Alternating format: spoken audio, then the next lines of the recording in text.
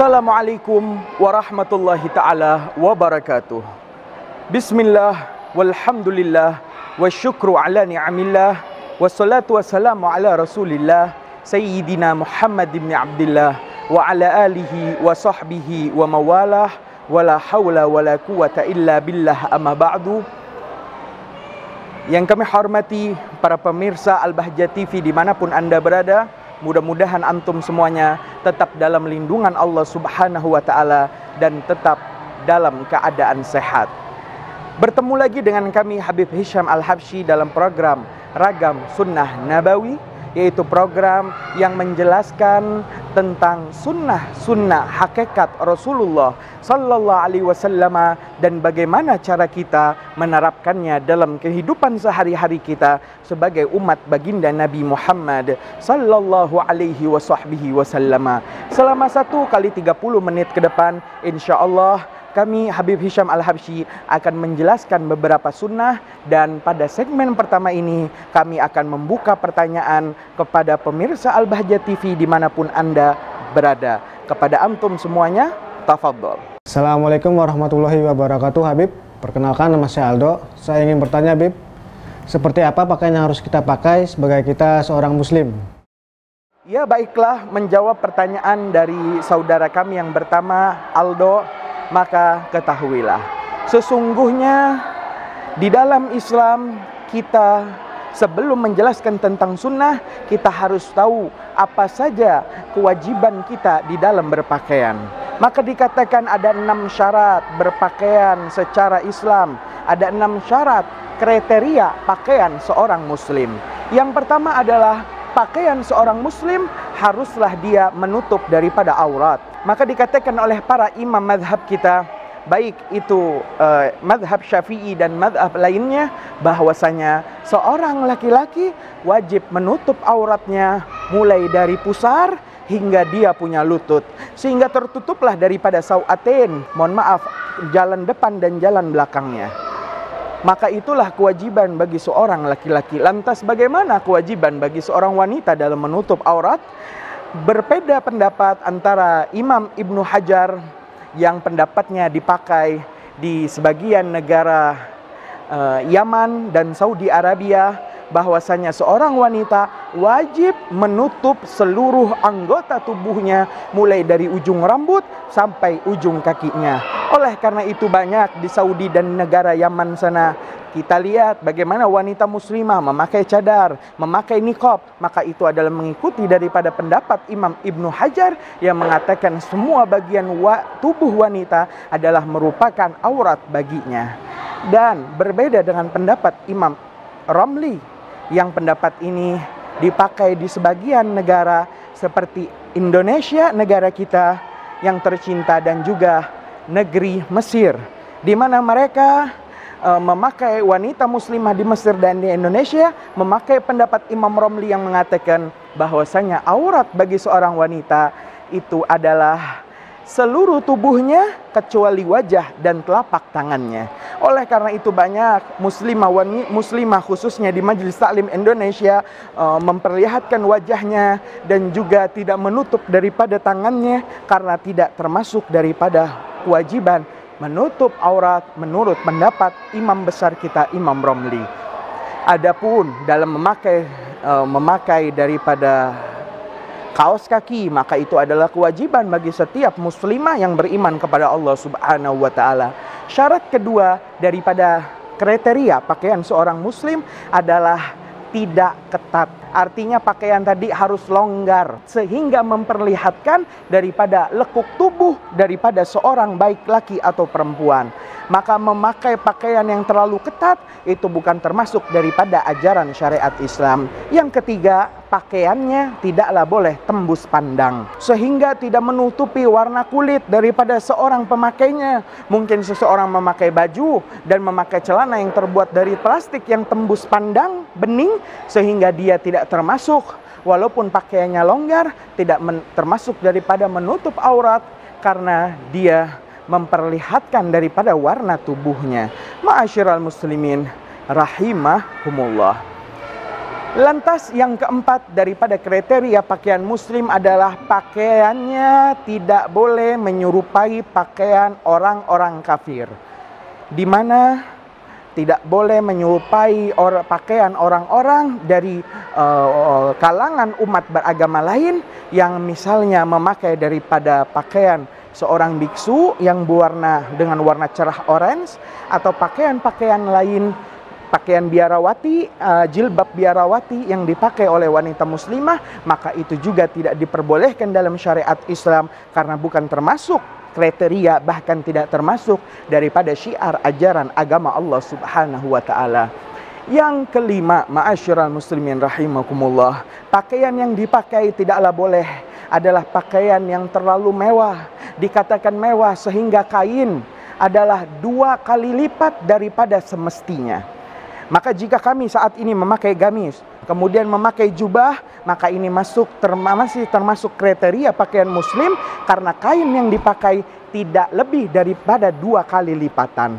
Maka jika pakaian, mungkin pakaian seorang wanita yang menikah yang memakai kain hingga panjangnya 10 meter, maka ini adalah pakaian yang terlalu mewah dan tidak termasuk daripada ajaran kriteria syariat Islam. Dan yang terakhir keenam, menjawab pertanyaan saudara kami dari Aldo, adalah bahwasanya pakaian seorang muslim harus tidak boleh menyerupai pakaian lawan jenis, sehingga seorang laki-laki memakai pakaian seorang wanita dan seorang wanita memakai pakaian laki-laki, maka ini tidak diperkenankan dalam agama kita Islam. Bahkan Rasulullah SAW melaknat seorang laki-laki yang menyerupai seorang wanita dan seorang wanita yang menyerupai seorang laki-laki. Ma'asyiral muslimin rahimakumullah, maka mungkin ini menjawab pertanyaan dan mudah-mudahan daripada pakaian kita termasuk pakaian yang memenuhi ajaran syariat Islam dan kriteria ajaran syariat Islam. Sekian saja, wallahu a'lam bishawab.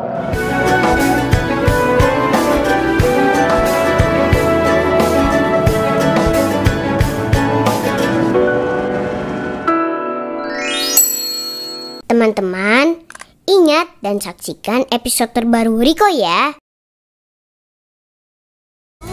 Ada sayuran apa saja, Za? Ada banyak sayuran di troli ini, Di. Kamu mau tahu? Ayo ikut aku. Mau.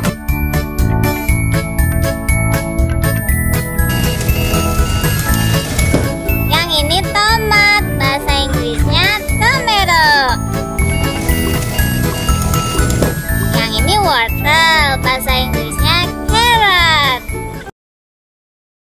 Ikuti kami sahabat Taman Sofia. 1, 2, dan 3 kita berhitung bersama. Bersama kami menghafal angka-angka. Berhitung bergembira matematika.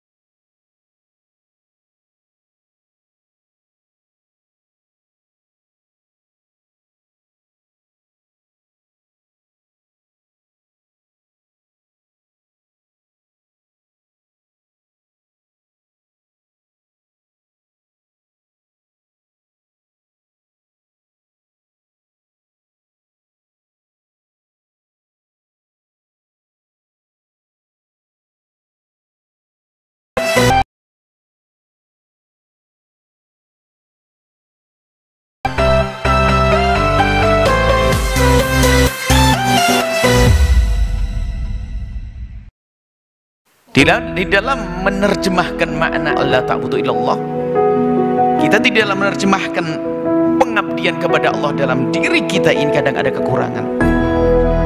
Tentu pengabdian di sini bukan hanya sekedar sujud, sholat, itu bukan, akan tapi semua hendaknya gerak-gerik kita, langkah-langkah kita ini harus kita bawa kepada Allah Subhanahu wa ta'ala.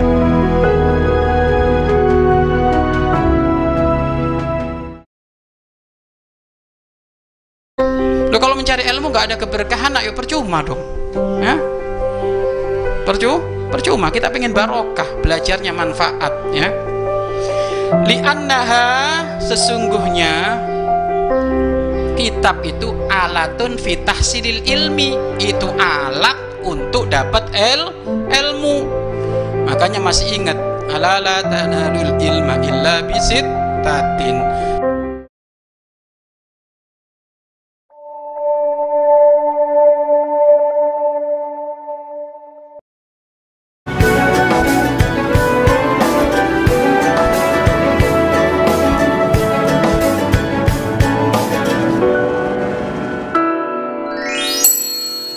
Assalamualaikum warahmatullahi wabarakatuh. Perkenalkan, nama saya Iqbal. Saya ingin bertanya Habib, apa saja sih sunnah-sunnah yang dilakukan ketika kita ingin menjenguk orang yang sakit? Baiklah, kepada saudara Iqbal yang bertanya apa saja adab, akhlak, dan sunnah ketika menjenguk saudara kita yang sedang sakit, maka ketahuilah bahwasanya termasuk dari hak muslim terhadap saudara muslim lainnya, diantaranya adalah menjenguk saudaranya yang sedang dalam keadaan sakit. Maka disunnahkan baginya untuk menjenguk karena menjalankan kewajiban sebagai sesama muslim. Maka sahabat Al-Bahjah TV, ada 3 akhlak penting yang harus kita terapkan ketika menjenguk saudara kita yang sakit. Yang pertama adalah jangan lupa membawa semacam hadiah yang menyenangkan pasien yang sedang sakit. Mungkin semacam parcel, hadiah, tetapi yang jelas adalah hadiah tersebut jangan sampai bertentangan dengan penyakit pasien tersebut. Jangan sampai kita menghadiahkan saudara kita yang sedang terkena penyakit muntaber misalnya dengan buah pepaya atau jus-jus pepaya, maka mungkin itu akan menambah daripada penyakitnya. Atau kita menjenguk orang tua kita yang mungkin kena gula, penyakit gula, tapi kita bawa durian yang sangat manis, maka ini adalah hadiah yang tidak cocok dengan apa yang diderita oleh pasien. Tapi bawalah hadiah yang menyenangkannya. Di antaranya adalah mungkin saudara kita terkena demam berdarah, trombositnya turun, maka bawalah daripada jus jambu biji dan lain sebagainya. Yang kedua, sahabat Al-Bahjah TV, adalah bahwasanya ketika menjenguk saudara kita yang sedang sakit, kita disunnahkan untuk membacakan doa kesembuhan. Di antaranya adalah salawat tibbil qulub, yaitu Allahumma salli ala sayyidina Muhammadin tibbil qulub wa dawaiha wa afiyatil abdani wa shifaiha wa nuril abasari wa diyaiha wa kutil arwahi wa ghidaiha wa ala alihi wa sahbihi ajma'in. Selanjutnya membaca doa-doa yang telah diriwayatkan dari baginda Nabi. Di antaranya, barang siapa yang membaca doa tersebut, maka Allah akan angkat penyakit dari pasien tersebut, Allah jadikan si pasien tadi segera wafat dalam sakitnya, sehingga tidak menderita berkepanjangan. Doa tersebut disebutkan dalam kitab Busyrah Karim, Syarah Muqaddimah Hadramiyah, yaitu adalah As'alullahal azim Rabbal arsyil azim ayyashfik. As'alullahal azim, aku meminta kepada Allah, zat yang maha agung, Rabbal arsyil azim, Tuhan arsy yang agung, ayyashfik, semoga Allah menyembuhkanmu. Dibaca doa ini sebanyak 7 kali, dan itulah manfaatnya. Di antaranya cepat menyembuhkan pasien yang sedang sakit. Kemudian di antaranya lagi adalah 6 ayat syifa yang terdapat di dalam Al-Quran yang bermanfaat untuk atas izin Allah menyembuhkan pasien yang kita kunjungi ketika kita mendatanginya. Kemudian sahabat Al-Bahjah TV, yang ketiga di antara kesunahan ketika menjenguk orang sakit dan banyak dan sering kali dilupakan adalah sebentar saja. Bahwasanya menjenguk orang sakit jangan lama-lama, tapi hanya sebentar. Jangan berlama-lama dalam mengganggu waktu istirahat sang pasien. Mungkin saudara kita yang sedang sakit ingin meluangkan waktu istirahatnya dan lain sebagainya. Maka dari situ, ma'asyiral muslimin rahimakumullah, jangan kita berlama-lama, apalagi kita makan sesuatu yang terdapat di tempat tersebut, maka ini tidak dibenarkan dan tidak termasuk sunnah nabawiyah. Kemudian di antara adab menjenguk orang sakit, jangan sampai kita bertanya, apa sakitnya? Engkau sakit apa? Karena itu bukan termasuk daripada adab. Kebiasaan orang-orang Hadramut di Yaman sana, mereka tidak termasuk tidak baik adalah bertanya, engkau sakit apa? Tapi mereka ini bukan termasuk daripada akhlak. Ya, karena ini adalah privasi saja. Tidak boleh kita menyinggung pasien dengan pertanyaan tersebut. Tetapi di sana, di Yaman sana, apabila mereka mendengar ada orang yang bertanya, engkau sakit apa? Maka mereka senang luar biasa. Karena berarti orang yang bertanya tidak hanya bertanya dan tidak hanya ingin tahu, akan tetapi dia betul-betul ingin menyembuhkan orang yang dia tanya. Artinya orang yang bertanya tadi, engkau sakit apa? Dia berani menanggung pengobatan, perawatan, sampai si pasien tadi sembuh. Maka jangan sampai kita bertanya hal yang terlalu masuk ke hal-hal yang pribadi mengenai pasien. Dan ada adab berikutnya, diantaranya untuk orang yang sakit itu sendiri. Ketahuilah bahwasanya engkau boleh daripada merintih kepada Allah Subhanahu wa Ta'ala. Mungkin di antara kita ada yang sakit dan sangat merasakan sakit tersebut, sehingga kita merintih-rintih dan mengucapkan Allah, Allah, Allah. Maka hal itu adalah diperbolehkan dalam Islam.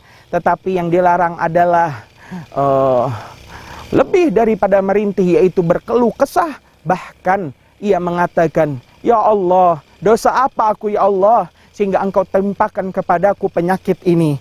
Maka orang tersebut adalah orang yang tidak beriman kepada qada dan qadar. Dia lupa tentang iman kepada qada dan qadar, bahwasanya semuanya adalah dari Allah Subhanahu wa Ta'ala. Sehat, sakit, hidup, mati, kaya, miskin, semuanya adalah dari Allah Subhanahu wa Ta'ala. Mudah-mudahan kita dijaga selalu dari penyakit-penyakit, dan mudah-mudahan Allah senantiasa memberi kita kesabaran ketika kita dalam keadaan diuji dan dalam keadaan sakit. Ma'asyiral muslimin rahimakumullah. Maka itulah adab menjenguk orang sakit adalah membawa hadiah parsel, berdoa kepadanya, doa kesembuhan, dan juga sebentar saja, jangan berlama-lama. Kecuali si pasien senang dengan kehadiranmu dan ingin lebih banyak mengobrol dengan dirimu. Sekian saja. Wallahu a'lam bishawab.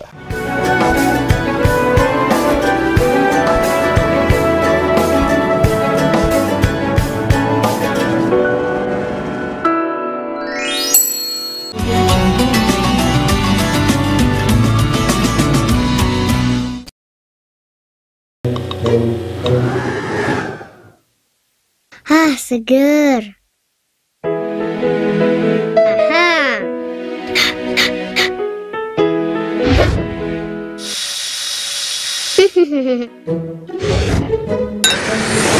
Hah? Hah?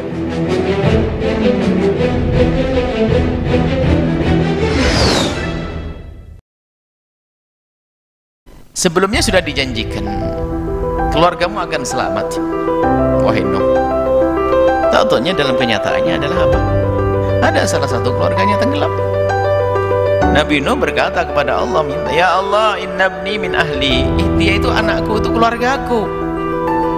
Dan sudah kau janjikan selamat. Wa inna wa'dakal haqqu, dan janjimu benar ya Allah, tapi kau tenggelam anak saya ya Allah. Wa anta ahkamul hakimin, dan sungguh engkau maha bijak. Mana sih adik? Itu. Oh, Saturday. Iya, Saturday. Hari apa sih itu, Za? Saturday itu bahasa Inggris dari hari Sabtu, adik. Oh gitu ya, Za. Saturday itu Sabtu. Za, kasih tahu aku dong nama-nama hari.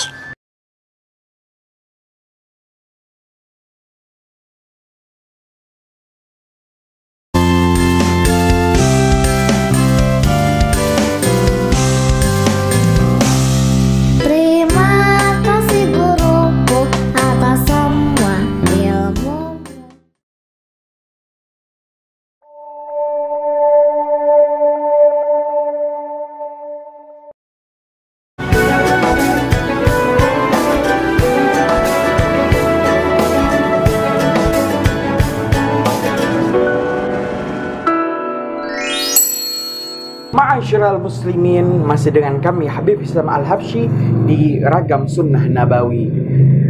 Ma'asyiral muslimin rahimakumullah, oleh karena itu marilah sama-sama di momen ini kita memperbaiki pakaian-pakaian kita sebelum kita menuju daripada sunnah-sunnah nabawi yang sangat banyak ragamnya. Marilah kita memperbaiki pakaian kita dalam kehidupan sehari-hari dengan memperhatikan mana saja kewajiban kita dalam memperbaiki pakaian kita, mulai daripada menutup aurat yang telah ditentukan oleh agama Islam. Mungkin seorang wanita harus menambah kaos kaki dalam pakaiannya karena itu adalah kewajiban. Kemudian adalah bagaimana jangan sampai pakaian kita adalah pakaian yang terlalu ketat atau pakaian yang terlalu transparan sehingga tidak menutupi daripada warna kulit dan tidak juga menutupi daripada bentuk lekuk badan seseorang.